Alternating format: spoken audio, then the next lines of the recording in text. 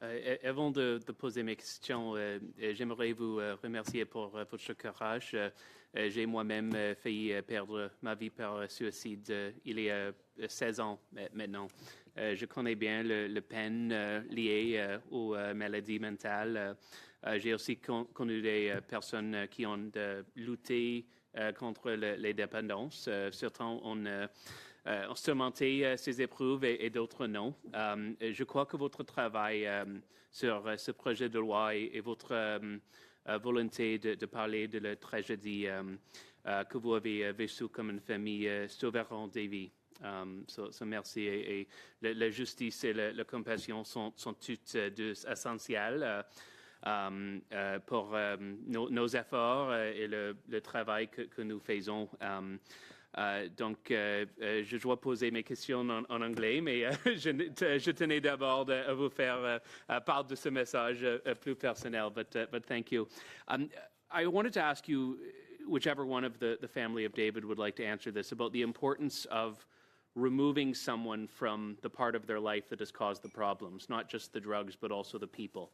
Because I know this is often a challenge where people are surrounded by the bad influences that got them into that. And you can have short-term success with treatment and then come right back out around the people that were essential to that drug usage and how that factors into this.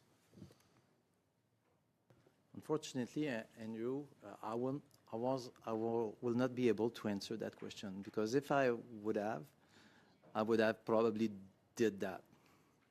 Okay, but I did. Yeah, I just, if you don't mind, I will turn to Angie, because this is something that maybe if David was arrested or just I would have done, and removing him from his friends could have caused more problem too. So I don't know. J'ai envie de vous faire un parallèle qui va peut-être marquer, mais qui a des similitudes. C'est une femme en contexte de violence conjugale.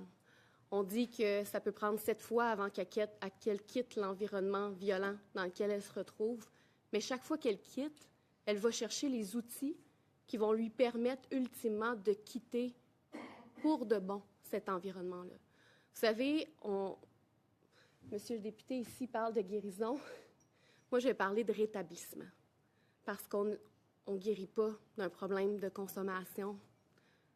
Et chaque fois qu'une personne en situation d'autorité va intervenir auprès de ce jeune-là, il va lui donner graduellement les outils pour éventuellement avancer, apprendre à vivre avec ce problème de consommation-là, puis s'en sortir finalement.